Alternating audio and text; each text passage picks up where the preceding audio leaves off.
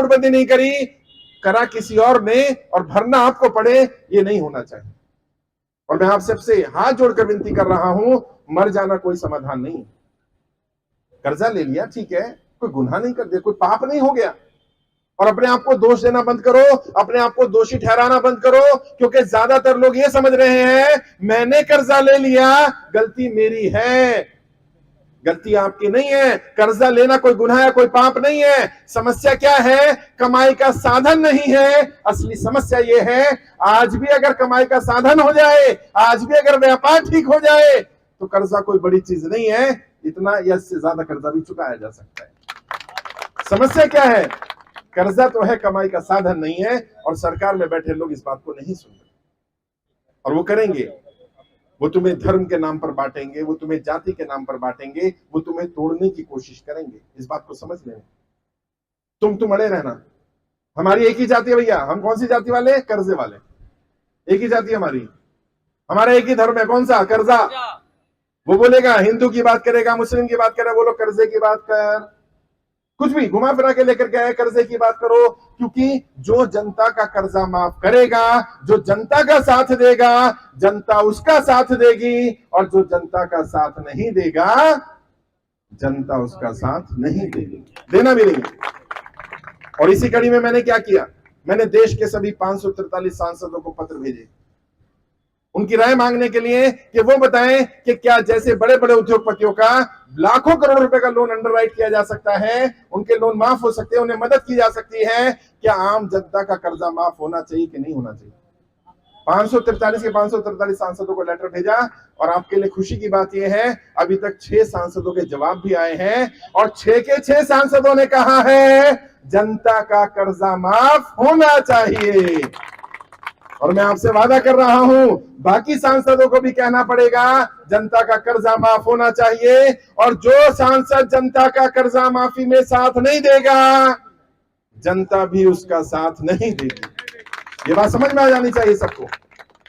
और जिन जिन सांसदों को लेटर भेजा गया, जिनके जवाब आ गए, उन सबके पोस्टर लगवाए जाएंगे उनकी लोकसभा में। जनता को बताया जाएगा ये सारे सांसद जनता के समर्थन में है, तुम्हारा सांसद तुम्हारा कर्जा माफी में तुम्हारा साथ देगा। और जो सांसद कहेगा नहीं, जो सांसद जवाब नहीं देंगे, उनके एरिया में भी पोस्टर लगवाए जाएंगे और जनता को बताया जाएगा ये सांसद कह रहा है हम आम जनता की कर्जा माफी के लिए सांसद नहीं बने, हम तो अमीरों का कर्जा माफ करेंगे। तो जनता तय कर लेगी कि सांसद का साथ देना कि नहीं देना। अब बचने वाले नहीं साहब, आप जनप्रतिनिधि हो ना, आपको हमने चुनकर के भेजा, हमारी समस्या के बारे में काम नहीं करेंगे तो कैसे काम चलेगा? जनता की बात सुननी पड़ेगी, जनता की बात माननी पड़ेगी। और जिन 6 सांसदों ने समर्थन किया है, उसमें 2 भारतीय जनता पार्टी के भी सांसद हैं, कांग्रेस के भी सांसद हैं, एनसीपी के भी सांसद हैं, अलग अलग पार्टियों के सांसद समर्थन कर रहे हैं। हमारी किसी पार्टी किसी नेता से कोई लड़ाई नहीं है साहब।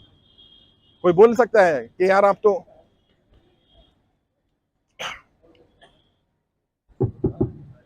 हो सकता है कोई सांसद ये बोले, कोई व्यक्ति ये बोलने लग जाए कि आप तो किसी पार्टी के विरोधी हो। मुझे कहते हैं आप तो भारतीय जनता पार्टी के विरोधी हो। मैंने कहा मैं तो नहीं हूं। और सबसे पहला काम क्या करें? नरेंद्र मोदी जी वाकई अगर भारतीय जनता पार्टी के समर्थक हैं या भारतीय जनता पार्टी के समर्थकों को अपना मानते हैं, तो सबसे पहले भारतीय जनता पार्टी के समर्थकों का कर्जा माफ कर दो। क्या दिक्कत है? लेकिन समस्या क्या आ रही है? वो उनका भी कर्जा, समस्या क्या आ रही है? समस्या ये आ रही है कि वो उनका भी कर्जा माफ नहीं करेंगे। क्यों? क्योंकि जनता की सिर्फ वोट चाहिए, जनता की सिर्फ सपोर्ट चाहिए, लेकिन जनता के मुद्दे उठाने नहीं है। लेकिन मैं इन सांसदों को छोड़ने वाला नहीं हूं। मैंने इन सांसदों से रिक्वेस्ट की है, जिन 6 सांसदों ने हमारा समर्थन किया है, वो अब सदन में ये मुद्दा उठाएं। अगर सांसद ने सदन में मुद्दा उठाया तो इसका मतलब ये एक नेशनल न्यूज बनेगी और फिर जनता की समस्या अखबारों में, मीडिया में आनी शुरू होगी। और जब ये मीडिया में, अखबारों में चर्चा होनी शुरू हो जाएगी तो सरकारों को निर्णय लेना पड़ेगा। और मैं नेताओं की नब्ज अच्छी तरह जानता हूं। नेता एक ही भाषा समझते हैं साहब। कौन सी भाषा? वोट की भाषा। हाँ, इन्हें और कोई भाषा समझ में नहीं आती। जब इन्हें लगता है कि इनका वोट इनसे खिसक जाएगा, खिसक सकता है, हो सकता है जनता हमें वोट ना करे, हो सकता है जनता हमारा समर्थन ना करे, तब ये जनता के पीछे आ जाते हैं और जनता का साथ देने लगते हैं। अब तुमने क्या करना है? तुम्हें बीमारी भी पता है, इलाज भी पता है। वोट चाहे जिस मर्जी को दे देना, लेकिन कम से कम डराना तो शुरू कर दो, इतना बोलना शुरू कर दो कि अगर हमारा कर्जा माफ नहीं करोगे हम तुम्हें वोट नहीं करेंगे। बस बोलना है, और मैं लिख कर दे सकता हूं, जैसे ही आप बोलना शुरू कर दोगे वो तुरंत आपकी कर्जा माफी के बारे में बात करना शुरू कर देंगे, क्योंकि वो डरते हैं, डरपोक है। उन्हें मालूम है कि जनता चली ना जाए, कहीं ऐसा ना हो जाए कि हमारा वोट बैंक खिसक जाए। लेकिन आपको भी थोड़ा सतर्क रहने की जरूरत है, बैंकों से भी बचने की जरूरत है। जैसा अभी इस्लाम जी ने कहा, डकैती हो रही है। मैं इस तरह के शब्द तो इस्तेमाल नहीं करना चाहता, लेकिन ये बात सही है, आम जनता की प्रॉपर्टी पर, गाड़ियों पर, घरों पर, दफ्तरों पर बुरी निगाह लगा करके बैठे हुए हैं कुछ लोग। वो इंतजार करते हैं कि कैसे आपका लोन एनपीए हो जाए एक बार, और खासकर से कब, जब आपने लोन लिया 20 लाख 30 लाख का और प्रॉपर्टी की वैल्यू 1 करोड़ की 2 करोड़ की, तो चाहते हैं कि कुछ भी करके इसका लोन एनपीए हो जाए, एक बार डिफॉल्ट कर जाए, और जब ये डिफॉल्ट कर जाएगा हम इसकी प्रॉपर्टी कब्जा कर लेंगे। और कई जगह पर तो 2-2 लाख 3-3 लाख रुपए के लिए 20-20 30-30 40-40 लाख की प्रॉपर्टी को नीलाम करने का तय कर लिया। अभी मैं वेस्ट बंगाल गया, वहां पता चला एक व्यक्ति के ऊपर 4.5 करोड़ रुपए का लोन था साहब, पेनल्टी इंटरेस्ट सब बढ़ा करके 6.5 करोड़ रुपए कर दिया, 15 करोड़ की प्रॉपर्टी कब्जा कर ली। क्यों भाई, जितना लोन है उतने की प्रॉपर्टी ले लो ना, नहीं, उस प्रॉपर्टी पर पूरी पर कब्जा कर लिया।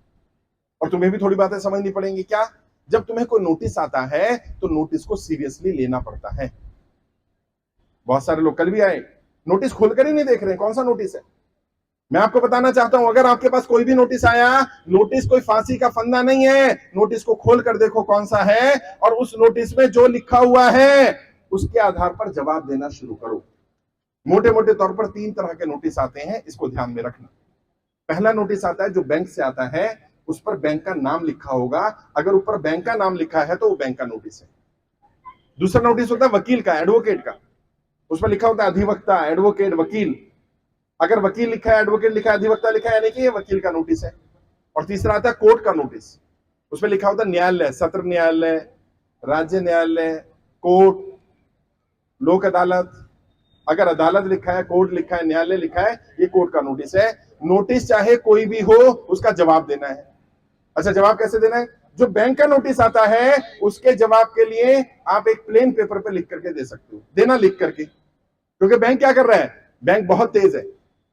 बैंक आपको नोटिस देता है रिटर्न में, और आप क्या करते हो, आप फोन पे बात कर लेते हो।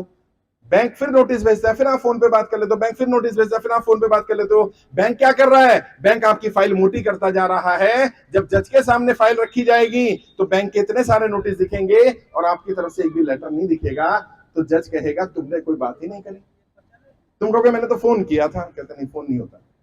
तो क्या करो, जब भी बैंक से कोई नोटिस आए उसका जवाब रिटर्न में दो, और ये तुम्हारा अधिकार है। आरबीआई कहता है कि यदि आपको कोई नोटिस आया, कोई सूचना आई, तो उसका जवाब देना आपका अधिकार बनता है। आप बैंक में जाकर के रिटर्न में नोटिस दो। अगर कोर्ट से नोटिस आया तो कोर्ट में जाओ, वकील का नोटिस आया तो किसी वकील को पकड़ो और वकील उसका जवाब लिख करके दे देगा, यानी नोटिस का जवाब देना है। दूसरा, कोशिश ये करनी है कि बैंक की ईएमआई डिफॉल्ट ना की जाए। हर संभव कोशिश करो कि तुम समय पर ईएमआई भरते रहो, खासकर से वो जिनका बैंक का लोन चल रहा है और प्रॉपर्टी मॉर्गेज है। क्योंकि बैंक की अगर ईएमआई आपने एक बार बाउंस कर दी तो आपके सिविल में भी रिफ्लेक्ट करेगा, और हो सकता है कल को आपकी स्थिति खराब होने पर जब आप बैंक से मदद मांगने जाओ तो बैंक आपकी मदद ना करे। समस्या क्या आती है, हम एक गलती करते हैं। मान लो आपकी नौकरी छूट गई, व्यापार बंद हो गया कोई भी कारण से। जैसे अभी एक केस आया मेरे पास, एक व्यक्ति की दुकान में आग लग गई। अब आग लग गई तो कमाई बंद हो जाएगी ना। अब उसका लोन चल रहा था बिजनेस का, कम से कम 35-40 हजार रुपए की ईएमआई जाती थी हर महीने, अगले महीने नहीं जाएगी। उसने बैंक को बताया ही नहीं कि मेरी दुकान में आग लग गई है, डिफॉल्ट कर गया। कहता नहीं, मैं सोचता रहा इंश्योरेंस का बेनिफिट मिल जाएगा, पैसे आ जाएंगे, भर दूंगा। नहीं, अगर तुम्हारे साथ कोई हादसा हो गया, तुम्हारी नौकरी छूट गई, तुम्हें नौकरी से निकाल दिया गया, तुम्हारा बिजनेस बंद हो गया, कोई हादसा हो गया और तुम नहीं भर पा रहे, तो तुम्हें पता है अगले महीने में ईएमआई नहीं दे सकता, तो क्या करो, इससे पहले कि ईएमआई बाउंस हो, बैंक में जाकर के एक लेटर दे दो कि मेरे साथ ये हादसा हो गया और मैं अपनी ईएमआई अगले इतने दिन तक नहीं भर पाऊंगा। आरबीआई कहता है कि आप 2 बार अपने लोन को रीस्ट्रक्चर कर सकते हो।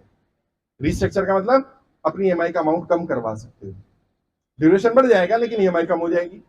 आपको लीन पीरियड मिल सकता है। लीन पीरियड क्या होता है? जिसमें केवल आप पर इंटरेस्ट लगेगा, आपको ईएमआई पे नहीं करनी। 6 महीने से लेकर के 2 साल तक का लीन पीरियड आपको मिल सकता है। लेकिन कब मिलेगा? जब आप डिफॉल्ट नहीं करेंगे, आपकी ईएमआई लगातार चल रही होंगी, और जब आपकी कोई दिक्कत आने लग जाएगी तो आप उससे पहले ही बैंक में चले जाएंगे। और अचानक हादसे बहुत कम होते हैं। हमें पता चल जाता है अगले महीने में ईएमआई नहीं पे करने वाले, हमें पता चल जाता है कि हमारे पास पैसे नहीं है।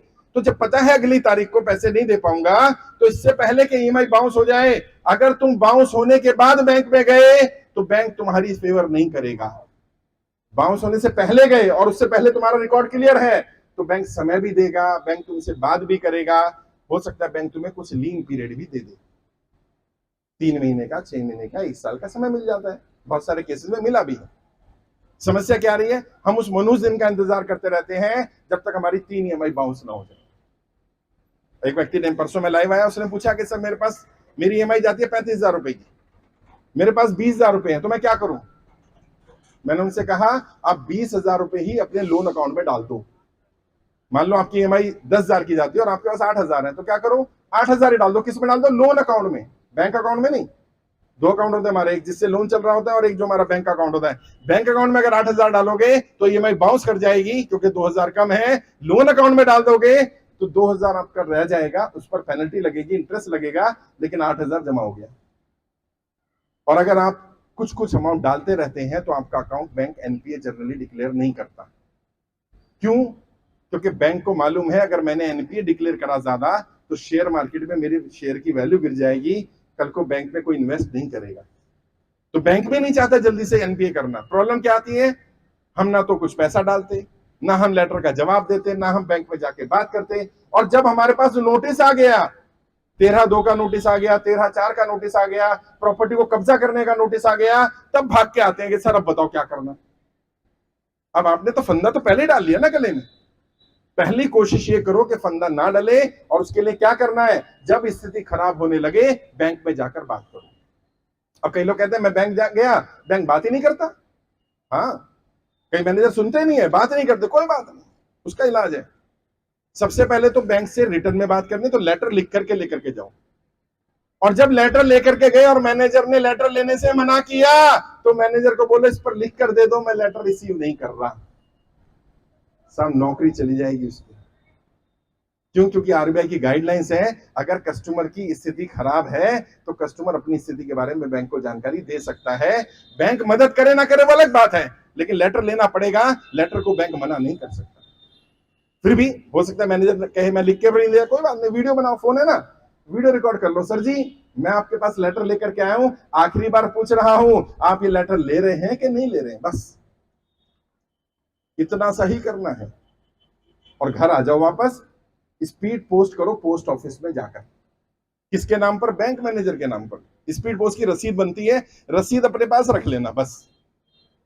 अब जब तुम कोर्ट जाओगे या बैंक कोर्ट जाएगा, तुम बताओगे माई बाप मेरी स्थिति खराब हो गई थी, मेरी नौकरी छूट गई थी, मेरा व्यापार बंद था, जो भी दिक्कत आई, नोटबंदी, जीएसटी, लॉकडाउन के कारण, मैं बैंक मैनेजर के पास गया, ये वीडियो का प्रूफ है कि मैं गया था, ये मैनेजर सामने मना कर दिया था, और फिर मैंने चिट्ठी को पोस्ट कर दिया था, और ये मेरे पास रसीद है।